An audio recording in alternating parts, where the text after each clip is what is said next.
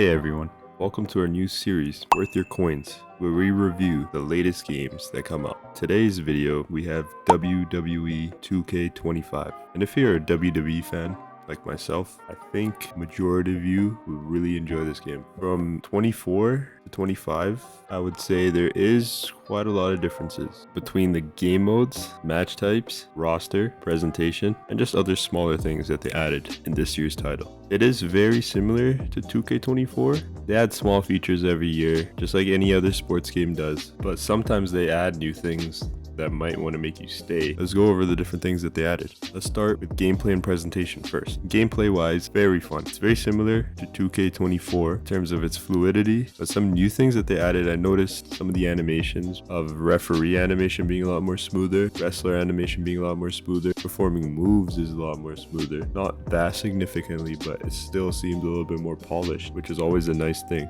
On top of that, you have the graphics looking superb, just like last year's title.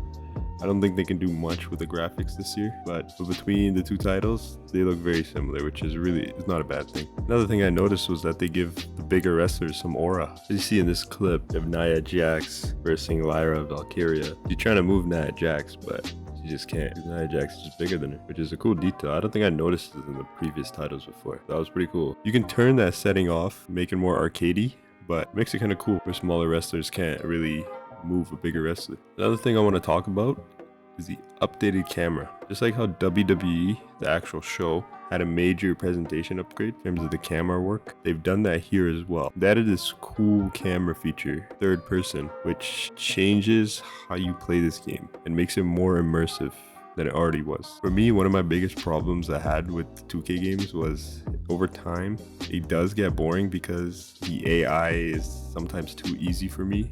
Even if I try to change the difficulties, I change the sliders, still like it just gets boring for me. But this one, it's like a new way to play this game. There's a little bit different controls. You gotta move your camera angle every time. Sometimes you don't even see where the wrestler is. I was playing an elimination chamber match. I tried the new camera angle out with CM Punk, and I didn't see. I think I caught a Claymore kick by Drew McIntyre. Just having that different type of camera angle, the third person one, it just makes the matches more unpredictable. You just don't know where you're gonna get hit from. You still have your standard camera and you still have the ramp camera. Just having that third person camera is just a nice addition. Just changes up the gameplay flow. And that's what honestly 2K really needed, for me at least. For the game's roster, they have over 300 WWE superstars, current male wrestlers and current female wrestlers, alongside with legends. The roster consists of the typical main stars that you see on TV weekly, mixed in with your legends that didn't go to AEW. You have new members like Jacob Fatu, Tama Tonga, Tonga Loa, and you have CM Punk, which is my personal favorite, who's at launch this time, as opposed to being a DLC. There is a season pass for this game to get more characters like Penta. He'll be launching sometime in the summer. One thing I don't like is 2K takes forever with their DLC. They wait a whole 3-4 months. Now let's talk about the different match types and modes that they added in this year's title. In 2K24, they still have all the other game modes that they added. They didn't take anything out, like ambulance, casket, referee. But with this title, they added Iron Man match, they added underground, and then they added bloodline. Iron Man match is where you fight an opponent with a 15-minute timer. You get as many pinfalls or submissions as you can, and then you win the match. There's an underground mode where it's like the one time WWE had the pandemic era underground matches. There's no ring ropes, just the ring. There's people surrounding the ring. You just basically fight your opponent until they get knocked out, or I believe submitted as well. And then you have, honestly, my new favorite mode is the Bloodline Rules match. This match is just insane. It's insane watching it on TV, but playing it, I didn't expect it to be like how you usually see it on TV, but basically it's just what happened at WrestleMania and SummerSlam. Everyone just comes out to make a save and just fight each other. Just chaotic fun, and eventually you just have to pin your opponent originally who was in the match to win the match. It's just a crazy tornado tag type of match. It's nuts. You guys should try it out. And another thing they added was the return of intergender matches, where you can have a male superstar go up against a female superstar. This has been a long-awaited feature that many WWE fans have been wanting for years. So it's a nice thing that they added it. Let's talk about the biggest addition that they added to the game, the Island. This is a mode that's very similar to the NBA series. It's basically My Park or My City, but as a WWE version of it. So you have your superstar you create, completely different from your My Rise character. And in this mode, you just wrestle a bunch of online players in the island. You go around the different sections of the island. You have a luchador part of the island, you have an Undertaker part, you have a Cody Rhodes part, and then there's this arcade part of the island. There was no Roman Reigns section that you can enter, but I did see it. I believe you have to hit a certain rank, or they added in later season. But this mode is it's okay. It just it runs pretty poorly, I would say. The performance does get a little choppy with this mode, and oh my god, the wait times. I've waited so long for a match and just to get out of a store. I went to the WWE shop. It takes forever to get out of a shop. Like the wait times, 2K, you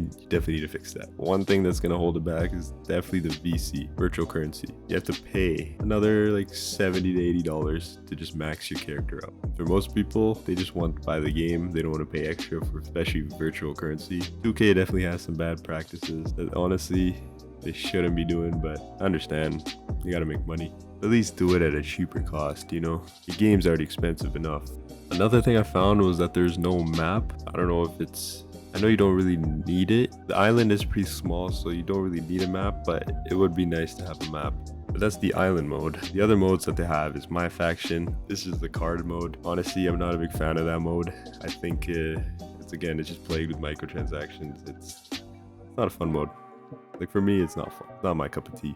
It's the same old, you buy packs, you build your roster, you fight other players. It's a whatever mode. It's a throwaway mode. We have My GM and then we have Universe. Universe mode is honestly still the same. It hasn't reached the heights that WWE 12 reached with Universe mode. But hey, they did add promos, which are still a work in progress. Characters don't really talk. The commentary team just usually narrates what they're saying. There are some sections where you can select what you want to say. That all depends on like what your rivalry action is with your opponent. So you can have a face-off promo or you can call someone out. It's just very basic stuff, but at least promos are there in Universe mode if you're a fan. As for My GM, it is getting better and better. You can play online with others. You can also verse AI. Basically, this mode works how I did before. Build a better brand than the other person. You just stay on top of the ratings. Basic stuff for My GM. It is getting better and better every year, which is nice. But my mode is still Universe mode, and I still hope that mode gets love. We also have My Rise. This one's story, what I played so far of it, it is an NXT invasion storyline. The entire NXT roster is hating on your My Rise player. They don't want him to be the next big thing that leads the company to the future. Even past NXT superstars join this cause and they attack you, they take over. It's a cool invasion story. It's a cool twist on it. I don't usually play the My Rise. This one is catching my eyes, so I might continue playing it. What I played so far, it is not bad. It is pretty fun. And this year's showcase mode, we have the Bloodline Showcase.